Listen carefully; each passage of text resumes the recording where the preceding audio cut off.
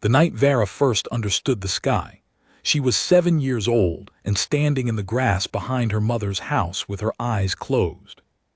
She had never opened them, not once. Born without sight, she'd come into the world already listening, already cataloging. The wet sound of wind moving through barley, the particular creak of the third step on the porch, the way her brother Das laughed, high and sharp and then tapering down like a question he couldn't finish. She knew all of it without needing to see. She had never once believed this was a deficit. That night the warships came. She heard them before Das did, a low harmonic pressure against her eardrums, building from nothing, rising through the soles of her feet before it ever reached the air. She grabbed his arm. "Something's coming," she said. He looked up. She knew this by the change in his breathing, the way his throat moved when he swallowed hard. "Vera," he said quietly, "there are lights, a lot of lights." She turned her face to the sky on instinct, the instinct of a creature who had never seen it but had always known it was there, immense and watching. She could feel the warmth of the ships on her cheeks. The heat was directional, not like sunlight, organized. It came from specific points. "How many?" she asked. "I can't count them," Das said. His voice had gone strange, not frightened. Something else, something that happened before fear, when a moment is still deciding what it will mean. "They're going somewhere. They're all going the same direction." She pressed her palm flat against his chest and felt his heart hammering. Her own was steady. That was always the difference between them. He ran hot, she ran deep. "We should go inside," she said. "No," he put his hand over hers, not to remove it but to keep it there. "No, I want to watch." They stood together in the grass for a long time, her feeling the heat of those ships move across the sky like slow fire, him watching until his neck ached. When the last light faded and the pressure in her ears resolved back into ordinary night, he said it. Just like that, plainly, the way he always stated the things that mattered most. "I'm going to go out there someday." She considered this for a moment. The smell of smoke still lingered, something like iron and pine. The ships had been real. Whatever lay out there was real. She thought about what it would mean to move through that dark, to navigate by something other than sight, other than the comfortable, familiar things she had always cataloged. "So am I," she said. He laughed, that high, tapering laugh. "You're not serious." "I am always serious." "Vera, you can't see." She pulled her hand back from his chest and crossed her arms. "I know that. I was there when it happened." He laughed again, but it was softer this time, and it had something new in it. Respect, maybe, or the beginning of it. That was 22 years ago. Neither of them had forgotten. The Cathara Compact did not invite Orc candidates to the Deep Sky program. This was not a written rule. Written rules could be argued, amended, embarrassed into revision by sufficiently persistent advocates. Unwritten rules had no address to deliver your argument to. They simply were, solid and ambient as gravity. Vera had spent 11 years delivering her argument to gravity anyway. Her service record was not the issue. 12 years flying escort in the Meridian conflict, 9 citations, 2 vessel commendations, 1 classified action near the Veth corridor that nobody would put on paper but everybody knew about. She could fly a strike-class interceptor through a debris field by echolocation alone, by the way sound bent around wreckage, by the microscopic pressure changes in the cockpit atmosphere, by the particular vibration signature of every other ship in the formation resonating through her seat back. She had never lost a wingmate. This was considered unusual enough that several of her commanding officers had written letters about it to the Compact, and the Compact had replied with forms, and the forms had led to more forms, and eventually nothing. What happened instead was that a dragon came to see her. She was in the maintenance bay of Outpost Jarek 7 when it arrived, running a diagnostic check on a coil resonance scanner with her fingers. She could feel the harmonic imbalance in the casing before the instruments confirmed it. The air changed. That was how she knew something significant had entered the room. A pressure differential, the specific thermal signature of something very old and very large displacing the atmosphere. The other mechanics went quiet the way organisms went quiet when something enormous was near. "Vara of the Namba clan," said a voice that she felt in her back molars. She set down the scanner. "That's me. I am Sorith Avon. I believe you know who I am." She did. Every pilot in the compact knew who Sorith Avon was. He was the oldest living navigator in known space, a silverscale who had been flying before the compact existed, before the current star charts had been drawn, before 3 successive generations of the species he was currently addressing had been born. He had logged more deep space hours than any other being alive. He had survived the collapse of the Arith Nebula and 2 encounters with the Veth, the latter of which he was supposed to discuss with nobody. He had also, 18 months ago, accepted a post as lead instructor to the Compact's most secretive training program, the Deep Sky Initiative, which existed to prepare a small number of exceptional candidates for a mission nobody officially acknowledged. Vara turned to face the approximate direction of his voice. "I know who you are." "Good, then you know I do not travel to outpost stations for socializing." A pause. She heard the slow, metronomic rhythm of his breathing, ancient lungs working with the patience of mountains. "I've reviewed your service file. I've reviewed what isn't in your service file as well. The Veth corridor, among other things." She waited.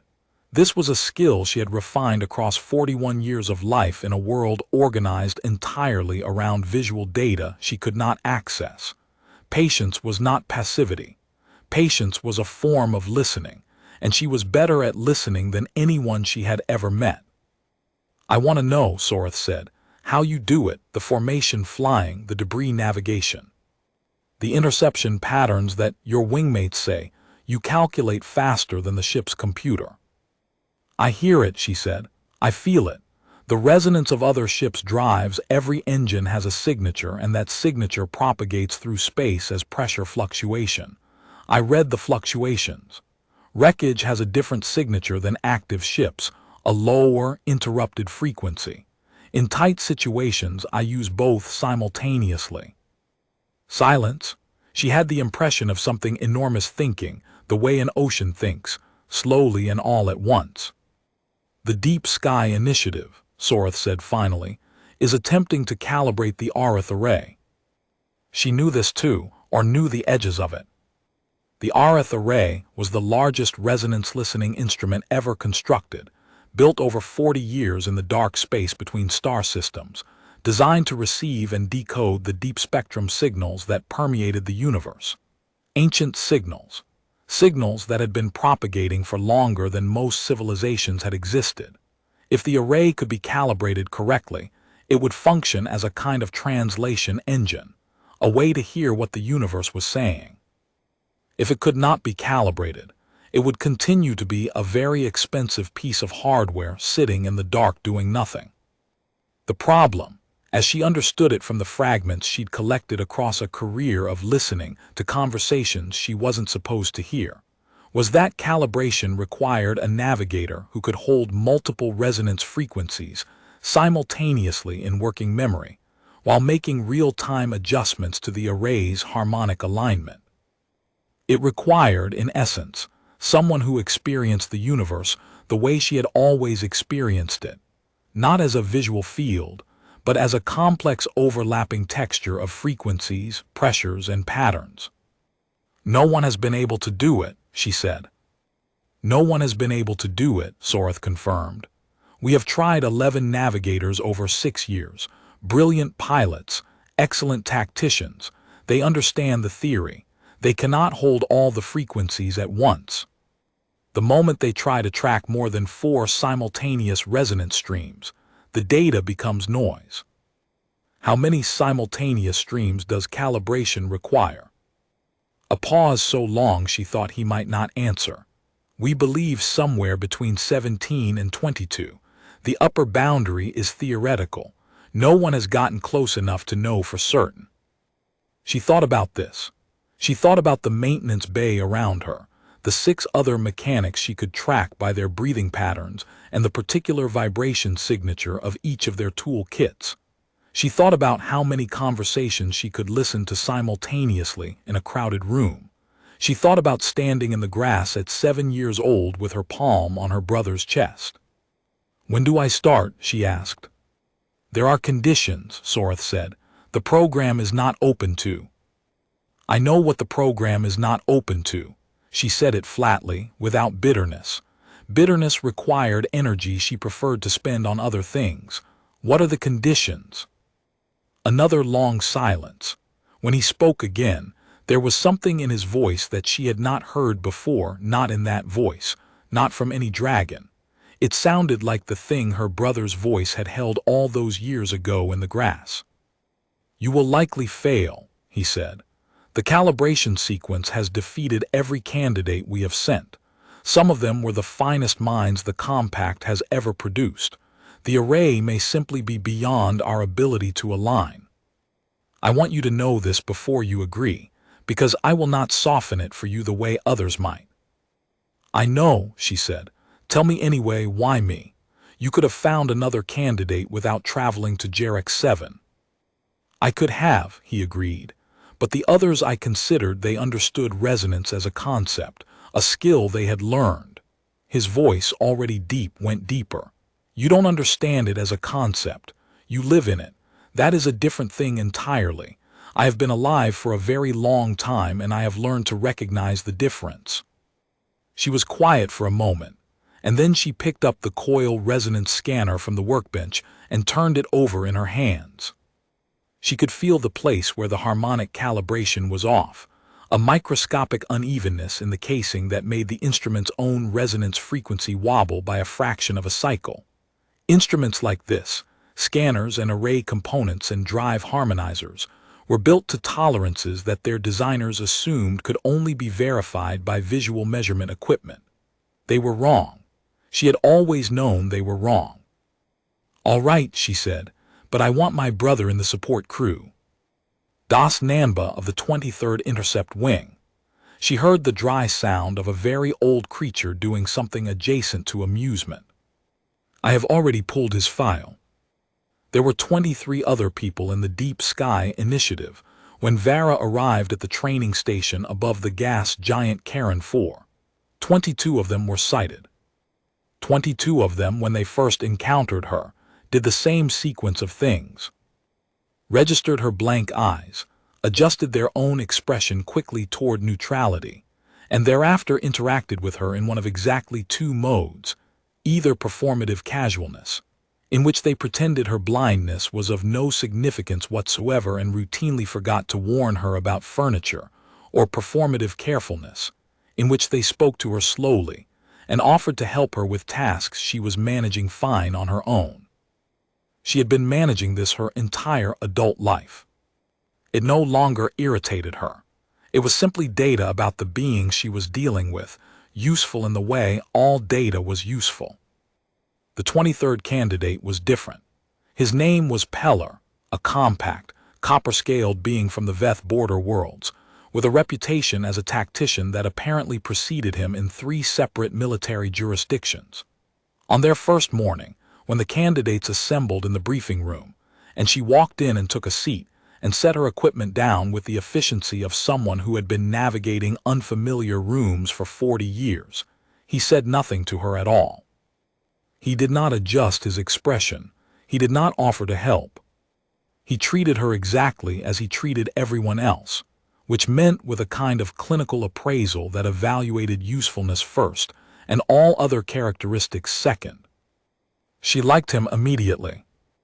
They ran navigation exercises in the first 2 weeks, standard deep space orientation drills, multi-body trajectory calculation, precision docking in degraded sensor conditions. She performed at the upper percentile without particularly trying, which produced a specific kind of discomfort in the other candidates that she found amusing. There is a certain type of person who, upon discovering that a being they have been unconsciously underestimating is better at something than they are, becomes briefly unsure about the nature of their own abilities. She watched this happen in real time through her ears. The changes in breathing patterns, the shifts in posture, the particular silence of recalibration. Peller's response was to come find her after the third drill with a question about her approach to multibody problems. She explained it. He listened with his full attention. She could tell by the quality of his silence, which was active and gathering rather than polite and waiting. He asked a follow-up question that was genuinely good. She answered it. They were in the corridor for an hour before either of them noticed. "You solve them by resonance," he said. "The trajectory problems. You're not calculating the orbits. You're hearing the gravitational harmonics. More or less. That's not how anyone else does it." "No," she agreed. "It's also faster." He was quiet for a moment. She had learned in their short acquaintance that his silences had distinct types. This one was the kind that preceded a conclusion he was still checking for errors. "The calibration problem," he said. She waited. The previous candidates all failed at 17 or more simultaneous streams. That's a cognitive load problem. You can't consciously track that many separate data channels at the same time without some of them degrading. He paused. "But you don't track them separately, do you? You hear them all at once the way you hear a room." "That's the theory," she said. "It's not a theory," Peller said.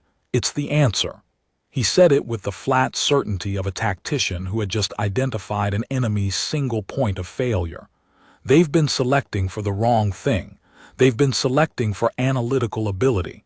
The calibration sequence doesn't need analysis. It needs integration. She tilted her head toward him. "How do you know this?" "I've read everything written about the failed calibration attempts, all 11 of them." A pause. "I wasn't selected for my navigation scores. I was selected because I can recognize patterns in complex systems that other tacticians miss. This is a complex system." He paused again. "You're going to succeed where they failed. I wanted you to know that I know that." She was quiet for a moment, turning this over. She was not accustomed to people telling her she was going to succeed. She was accustomed to people managing their expectations, a kindness she appreciated but did not need. "Why does it matter to you whether I know it?" she asked. "Because," Peller said, with the precise economy of a being who did not waste words, "knowing that someone else believes in the outcome changes the nature of the attempt, not the ability, the attempt." She thought about this for a long time afterward. The journey to the array took 3 weeks. Sareth was a precise and unromantic navigator which she respected. He did not explain things she already knew. He did not speak to her the way some beings did, slowly, with large spaces between words, as if blindness and deafness were the same condition. He explained technical concepts once at full speed and trusted her to have caught them. When she had questions, he answered them without condescension. They worked well together. Das arrived at the array station 6 days after Vera did, having been pulled from his wing assignment without, she gathered, a great deal of explanation. His voice when he found her in the operations bay had the particular quality it got when he was trying to decide whether to be annoyed or delighted. "You did this," he said. "I asked for you specifically. You could have warned me. You wouldn't have come if I'd warned you. You would have spent 2 weeks trying to talk me out of it first." A pause. She heard him take in the operations bay, heard his breathing change as the scale of it registered. The Arith array station was not small. It occupied a pressurized habitat ring nearly a kilometer in diameter, housing the control systems for an array structure that extended for more than 800 kilometers in every direction.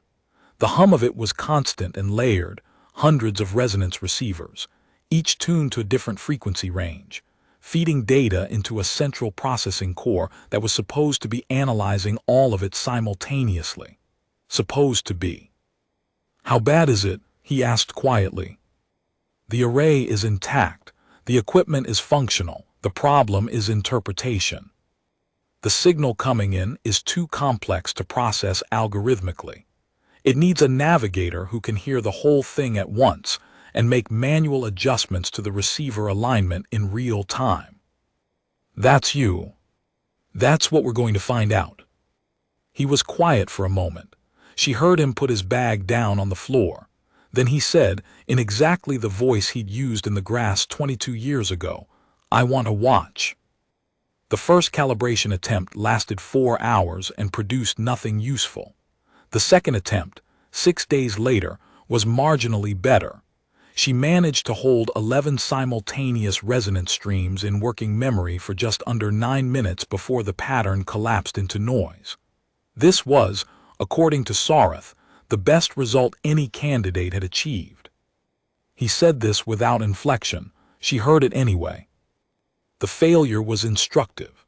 She spent 3 days afterward analyzing exactly what had happened at the moment the pattern collapsed, running the memory of it forward and backward in her mind the way she ran a sound environment when she was mapping an unfamiliar space. The collapse had not been random.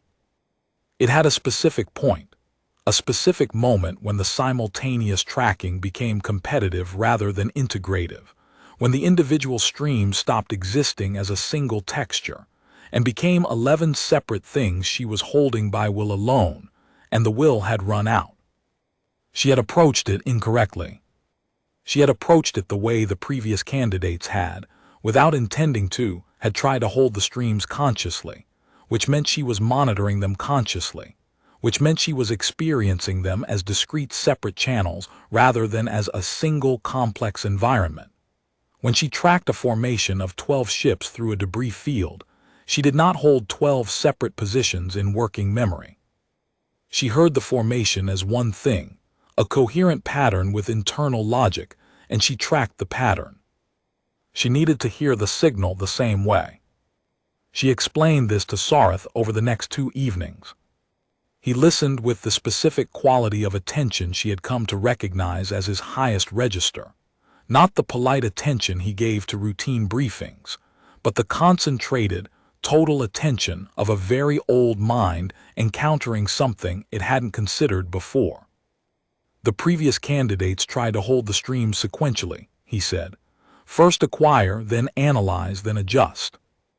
Yes, and the acquisition phase took long enough that by the time they were analyzing, the first streams had drifted. But you want to hear it all at once from the start. I want to let it come in all at once from the start, she corrected. That's different. Holding something deliberately is work. Receiving something you've already opened yourself to is different. She paused, searching for the right words. When you walk into a building, you don't consciously track each sound source. You don't say, there is a ventilation system at bearing 40 degrees. There is a conversation at bearing 160 degrees. There is a chair scraping at bearing 220 degrees. You just know the building.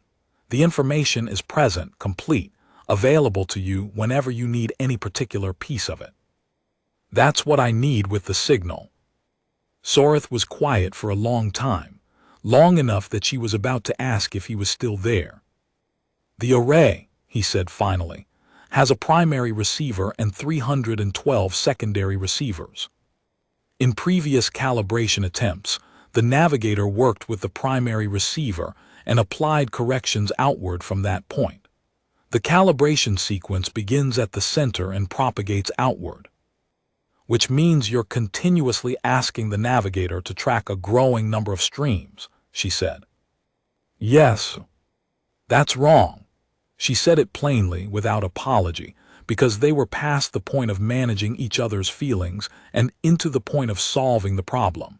You can't calibrate something from the inside out if the navigator needs to hear the whole thing simultaneously.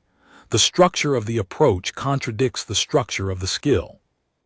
What would you recommend? She thought about the way she mapped new spaces. Not starting from a central point and extending outward, but standing still and letting the whole space arrive. Give me the full signal first, all 313 receivers simultaneously before I make a single adjustment. Let me hear the whole thing as one texture. Let me understand what it sounds like when it's right or when it's close to right. And then I'll work from there, not by correcting individual streams but by adjusting toward the shape the whole thing wants to take. Another long silence. She heard him working through the implications. "The sequencing team will object," he said. "Do you need them not to object, or do you need the calibration to succeed?" She heard the sound of an ancient dragon doing something adjacent to laughing. It was a very small sound. She filed it away. "I'll speak with the sequencing team," he said. They ran the revised approach once before Soreth collapsed. A partial run, not full calibration, just the initial acquisition phase under the new protocol. She stood in the calibration sphere with all 313 receivers active simultaneously and let the signal come in, and the difference was immediate and total, and felt like the difference between trying to remember a room and standing in it. She had it. She hadn't calibrated it yet, but she had it. She knew what success would feel like. That knowledge was the last thing Soreth had given her, and she had carried it into the final attempt the way he had carried his pattern for 40 years. Not as a burden but as something entrusted, something that wanted to reach its destination. The second calibration attempt was not attempted. 3 days before it was scheduled, Soreth collapsed during a routine review in the central operations room. She was the first person to reach him. Not because she had been closest, she had been across the room, but because she had heard it happening before anyone else registered what was occurring. A subtle shift in his breathing, a change in the timing of his footsteps, a low harmonic tremor in his voice during the briefing that she had catalogued and filed and not yet found the right words for. By the time the others turned, she was already kneeling beside him, her hands on his chest, his slow, terrible breathing moving under her palms. "Easy," she said. "There is," he stopped, started again, slower.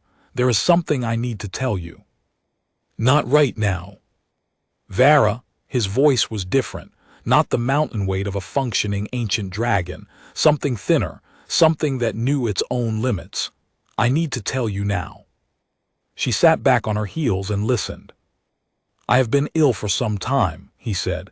"The condition is not treatable. I have been managing it. I had hoped to manage it long enough. The calibration sequence, the final sequence, it requires a navigator who can hear the whole signal, yes. But it also requires," he stopped again, and she heard him working to reassemble his breath. "It requires a specific resonance transfer, an old technique, a dragon technique. The navigator who runs the final calibration must be able to receive and hold a pattern that I have been carrying for 40 years. The room around her was very quiet. She was aware of the others, Das somewhere behind her, a few engineers near the door, 2 of the array's senior technicians, all of them doing the specific silence of people witnessing something they don't know how to process. "You've been keeping the pattern," she said. "I mapped it. 40 years ago when I first flew near the array during its construction. I heard something, the early signal, before the array was complete. I heard it the way I hear very few things. I mapped it and I have held it since, because I knew that whoever finally calibrated the array would need it." He paused. "I did not anticipate that I would run out of time before I could pass it on properly." "How do you pass it on?" "Physical contact, resonance transfer. A dragon can encode a harmonic pattern and transmit it to another being through direct touch. The receiving being doesn't need to understand it cognitively. It lives in the body below cognition. It becomes part of the way the being hears." His breathing grew slower. "I have never passed a pattern to a non-dragon. I don't know with certainty that it will work. I only know that I have no other choice." She sat very still. She thought about being 7 years old and the warmth of alien warships on her face. She thought about what Das had said, standing in the grass. They're all going the same direction. She thought about Sharon, not a being she had known, but a name Soreth had mentioned once during training, almost parenthetically, the name of a researcher from a different species on a small world who had dedicated her life to building listening instruments because she wanted to know what the universe was saying. Sharon had died before the array was complete. Sharon had sent her dream forward in other people's hands. All right, she said. She put her palm against the side of his neck, the way she had put her palm on her brother's chest all those years ago. The contact was warm and strange, and then it was not strange at all. It was the most natural thing she had ever felt, because it was entirely made of sound. Not sound the way air made sound, but the deep structural resonance of a signal that had been propagating across the universe for longer than she had existed. She felt it come into her like a key finding a lock. It didn't hurt. It felt like remembering something she had never been taught. Sareth's breathing steadied for a moment, then it slowed again. When the wishes of individuals come together, he said, very quietly, and become something shared, that is when the impossible becomes merely difficult. She held his hand.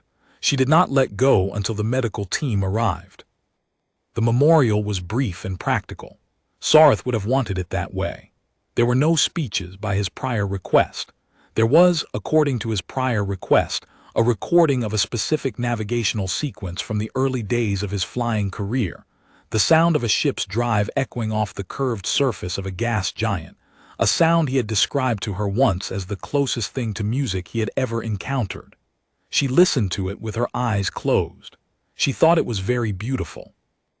Das found her afterward in one of the array's observation corridors, a long curve of composite and metal, if she understood the layout correctly, designed so that visual beings could look out at the array structure extending through the dark. She sat on the floor with her back against the outer wall and her knees drawn up, and she listened to the hum. "How are you doing?" he asked, sitting down beside her. "I don't know yet." "The pattern he gave you." "It's there, I can feel it. It's not like my own hearing, it's older and it's shaped differently. I keep bumping into it the way you bump into furniture in a new room." She paused. "I'll get used to it." "Are you going to try again, the calibration?" She was quiet for a while. The array hummed around her, 800 kilometers of receivers, waiting. Somewhere in the signal they were collecting was a message that had been traveling for longer than anyone could calculate. Maybe longer than the species who had sent it had existed. A dream transmitted as a frequency, propagating outward, waiting for something with ears fine enough to hear it. "He chose me," she said. "A rookie nobody, from a species the compact doesn't even bother to formally exclude. A blind orc from an outpost station who fixes coil resonators with her fingers." She felt Das go very still beside her, the way he did when he was listening hard. He could have chosen anyone. There were better candidates by every measurable standard. "Why did he choose you?" He said the others understood resonance as a concept. He said, "I live in it." She turned the thing over in her mind, the way she turned a scanner in her hands. He was right, and I think he knew from the beginning that the pattern he carried wasn't the kind of thing you could pass to someone who understood it as a concept. It had to go to someone who already lived in the frequency. Das was quiet for a moment, then he said, "I've been thinking about that night when we were kids. The ships. I couldn't count them. There were too many. And you were already listening before I could even look up. You knew they were coming before I saw the lights." She smiled. Not for his benefit, but because something in the memory still felt good, still felt like the exact right version of who they were. Two siblings in the grass, making promises to the dark. "I always hear it first," she said. "Yeah," he shifted beside her, his shoulder warm against hers. "So, what do you need?" She thought about it. She thought about the 17 to 22 simultaneous resonance streams that calibration required, and she thought about the pattern living in her now like a second heartbeat, and she thought about all the candidates before her who had tried to hold the signal and failed. They had failed because they were trying to hold it the way you hold something visual, fixed in place, contained, controlled. That was not how sound worked. Sound moved. Sound propagated. Sound did not stay where you put it. "I need a meal," she said, "and then I need about 6 hours of sleep, and then I need to try something nobody's tried before." She went in alone. The calibration chamber was a sphere, 3 meters in diameter, at the exact center of the array station's processing core. It was designed for a single navigator, which she gathered had seemed like a limitation to the previous candidates. They had wanted teams, consultation, redundancy. She understood why the designers had not built that in. The signal required a single consciousness to interpret it. Committee perception produced interference. She settled into the navigator's cradle and listened to the technicians run through the pre-sequence checks. She heard Das's voice among them, doing something quietly technical with the power distribution manifold, and she heard the 2 senior engineers whose breathing patterns she now knew well enough to identify across a room. She heard Peller, 2 levels up in the observation module, his precise economical footsteps moving back and forth. He was pacing, which she had never seen him do before. She heard the array itself, 800 kilometers of resonance receivers all feeding their data toward this exact point, all converging on her. She thought about what he had said to her those months ago in the training station corridor. The thing about belief not changing ability but changing the nature of the attempt. She thought he was right. She closed her eyes, not because it helped habit. The activation sequence ran, and the signal came in. It was immense. The previous candidates had described it as overwhelming, a wall of data that felt like trying to drink an ocean. She didn't experience it that way. She experienced it the way she experienced any complex sonic environment, as a texture, detailed and three-dimensional, layered with information that existed at different depths and scales simultaneously. She had always lived in rooms full of more information than other beings noticed. This was a bigger room. She was aware, as the signal surrounded her, that she was humming, not deliberately. It was a melody her mother had sung to her when she was very small, low and simple, the kind of tune that does not have words because it does not need them. She became aware of it the way you become aware of your own breathing. It had been happening below the level of attention, and now attention caught up to it. She did not stop.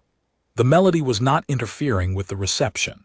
It was, she realized with a faint start of surprise, resonating with one frequency in the mid-range of the signal in a way that felt like recognition, like 2 instruments in the same room discovering they are in the same key. She let it continue. She let the hum become part of the listening. She began to move through it. Not analytically, not the way the previous candidates had tried, sorting frequencies by type, building a hierarchical model, trying to understand before they felt. She let it come in all at once, the way she let a new space come in when she first walked into it, not assembling it piece by piece, but simply receiving it, letting her nervous system do what her nervous system had spent 41 years training to do. 17 streams. She had them. She had always had the capacity. She had simply never had a signal complex enough to test it against. She felt the first misalignment. It was subtle, a frequency in the mid-range receiving array that was drifting by a fraction of a cycle, which was causing a cascade interference in 3 of the flanking receivers. She reached through the navigator interface and made the adjustment, not by calculating the correct value. By hearing the wrong value and knowing, the way you know a note is flat, what it needed to be. The cascade resolved. 3 streams snapped into clarity. She kept moving. There was a rhythm to it, not a musical rhythm exactly, but something analogous. The signal had a structure that was almost like syntax, almost like grammar, something that had been assembled with the intention of being understood. She could feel the intention in it. That was the thing the previous candidates had missed, she thought. They had been trying to analyze a message without first recognizing that someone had intended to send it. That intention was part of the signal. It was in the signal the way meaning was in language, not separable from the frequencies, but woven through them at every scale.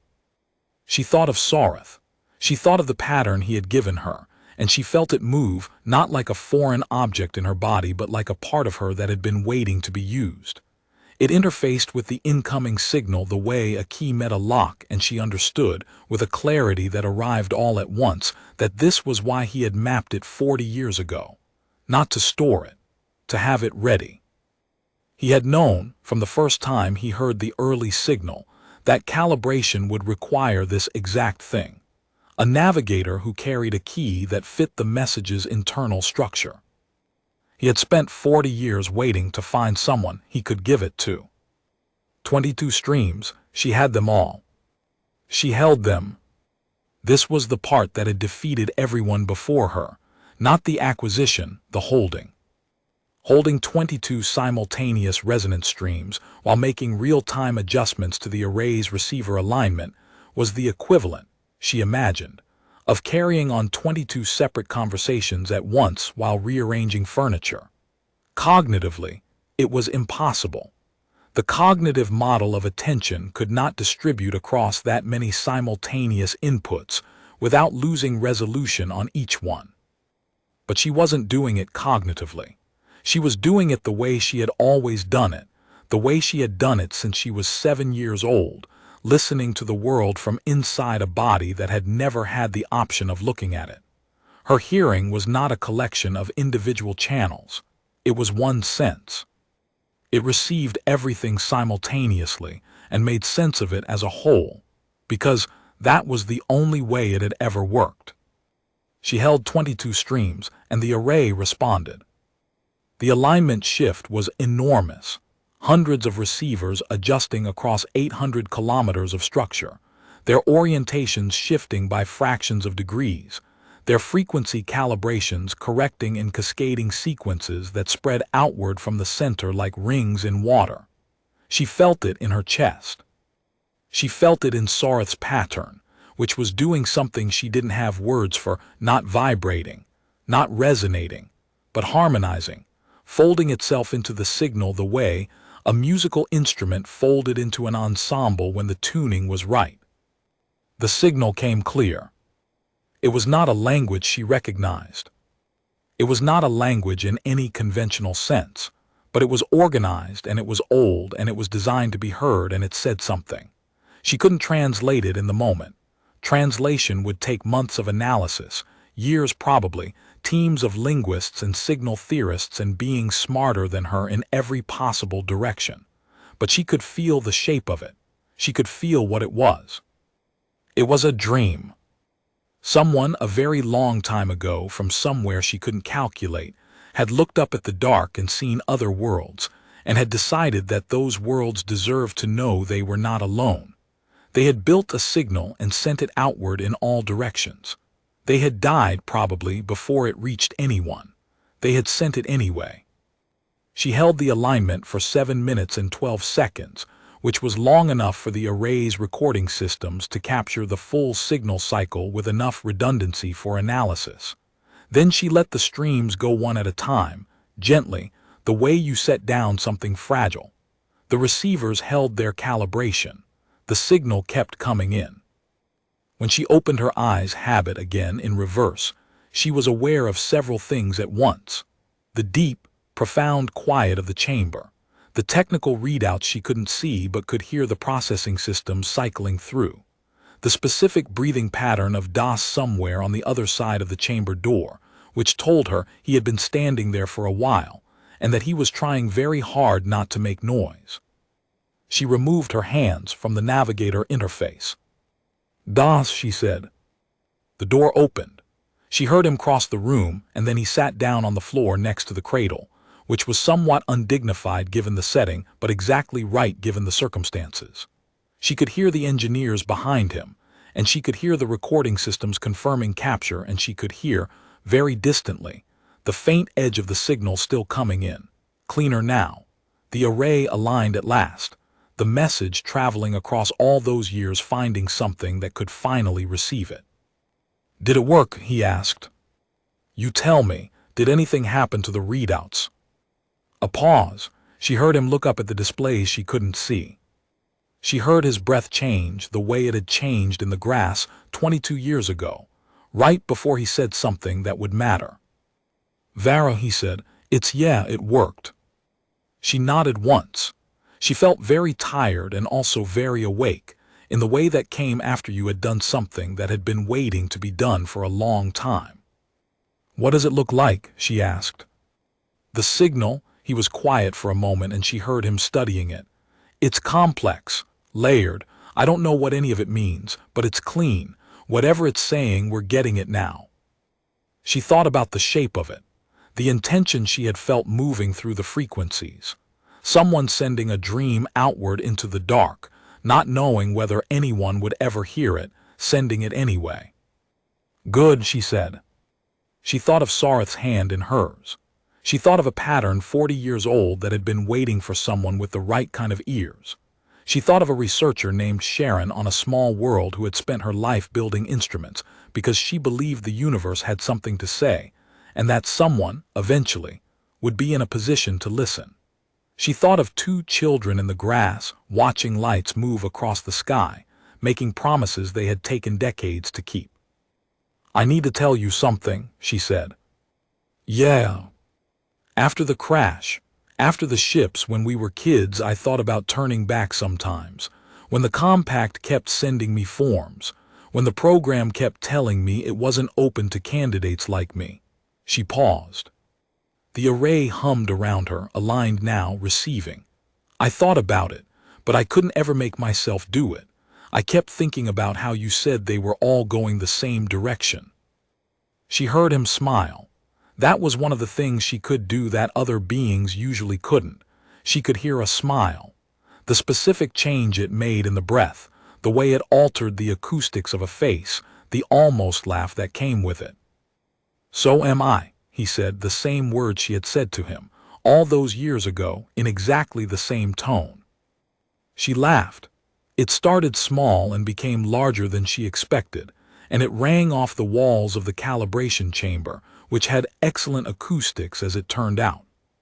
From somewhere above, through the station's structural material, she heard Peller stop pacing. The commendation ceremony, 4 months after the calibration, was attended by more beings than she had expected. Sareth had not been a public figure in the conventional sense. He had avoided recognition, redirected credit, appeared in official records primarily as a footnote to other people's achievements. But the beings who came to the ceremony were not there for the commendation. They were there for him. They were the people he had nudged and redirected and found things in, across a career that spanned more decades than most of them had been alive. She stood in front of them after the formal portion ended and said the only thing she actually had to say. "He told me I would probably fail. He believed in me anyway. That's the most useful thing anyone has ever done for me, and I want to tell you that so you can do it for someone else." Afterward, a young pilot, not an orc, not a species she immediately recognized by voice alone, came up to her and said, with the careful enunciation of someone speaking a second language, "I wanted to apply to the Deep Sky program. Before it opened, they told me it wasn't for people like me." She turned toward the voice. "What kind of person are you?" A pause. "I don't see color, any color. The navigational displays are designed around color coding I can't read." She waited. "I've been redesigning them," the pilot said. "In my spare time. I made a version that uses pattern and frequency instead of color. It works better for me. I think it would work better for everyone, actually, but I haven't been able to get anyone to look at it." She thought about a coil resonance scanner, with an off-calibration casing that nobody else had noticed, because they were using visual instruments and couldn't feel what she could feel. "Send me the designs," she said. "I'll look at them." She heard the shift in the pilot's breathing that meant something had changed. Not the relief of being helped, that was a different sound. This was the sound of a door that had been pushed against for a long time suddenly opening without resistance. She knew that sound well. She had made it herself, once or twice. Outside, 800 kilometers of precisely aligned receivers turned their faces to the dark, listening.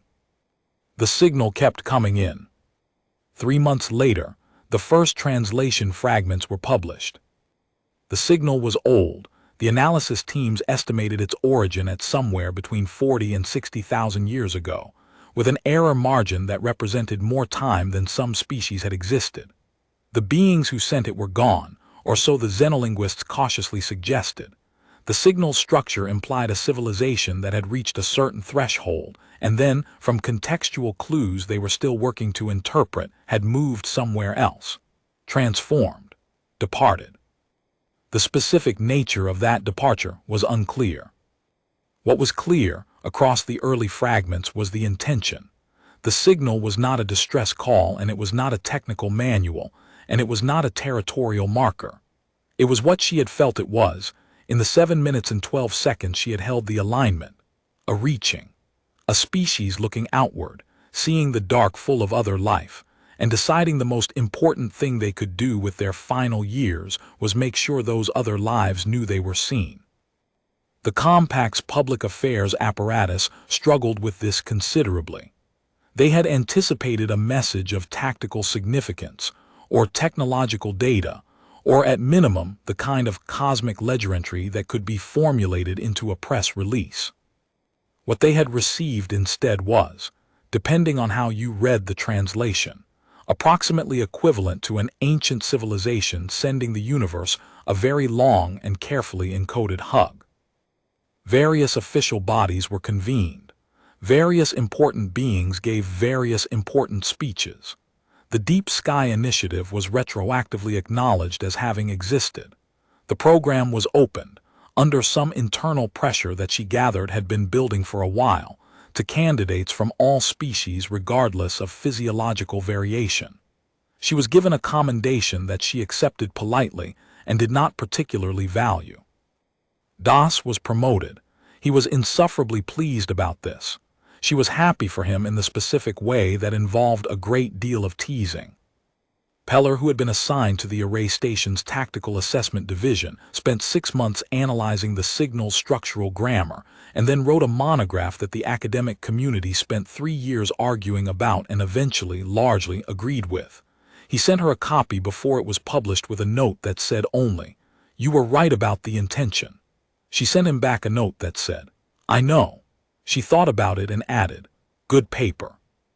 She thought about it more and then deleted that addendum and sent it as it was, because he did not need her to tell him it was good, and he would know that she thought so anyway.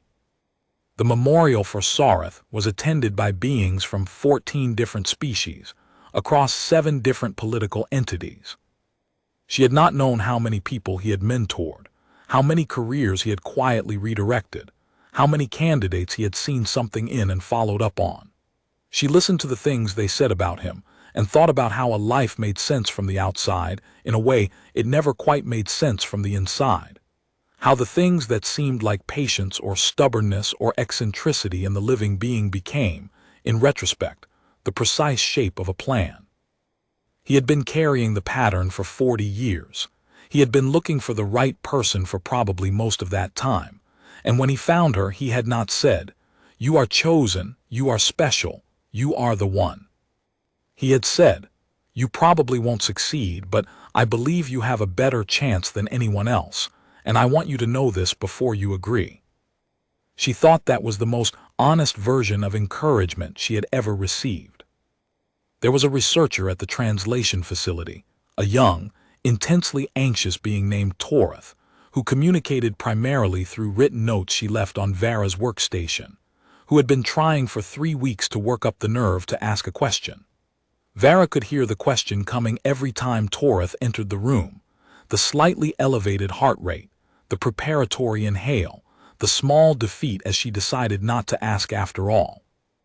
On the 22nd day, Vera solved it for her. "Whatever you want to ask," she said, "just ask it." Toreth's breathing changed. How did you know I was trying to ask something?" "You come in, you work up to it, you decide not to.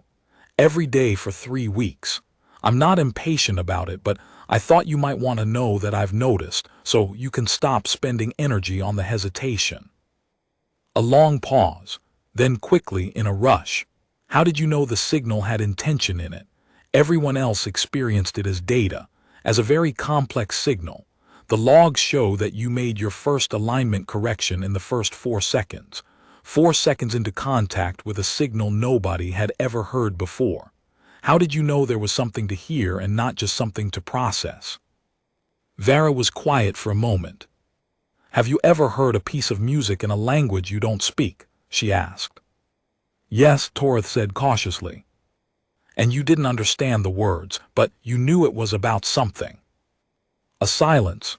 She heard Torith thinking, actually thinking, not just waiting. That was a good sign. Yes, Torith said again differently. The signal is the same. The beings who made it were trying to communicate something, and the structure of that trying, the grammar of the attempt, that's audible regardless of whether you understand the content. It sounds intentional. It sounds like something built to be received. She paused. Most people don't notice this because they go straight to content analysis. They ask what it means before they ask whether there is meaning. She paused again. I notice it because I have always heard the shape of things before their content. That's just how my hearing works. Torith wrote something down. Then she said, very quietly, the translation team thinks the signal loops, that it's designed to restart, that the civilization who sent it expected it might take a very long time for someone to align to it, thousands of years, maybe tens of thousands, and so they designed it to keep repeating. It won't stop when we finish translating it. Vera sat with this for a moment. They knew they might never see it received, she said. We think so, yes. They sent it anyway. Yes. She thought about Soreth, who had carried a pattern for 40 years not knowing whether he would find someone to give it to.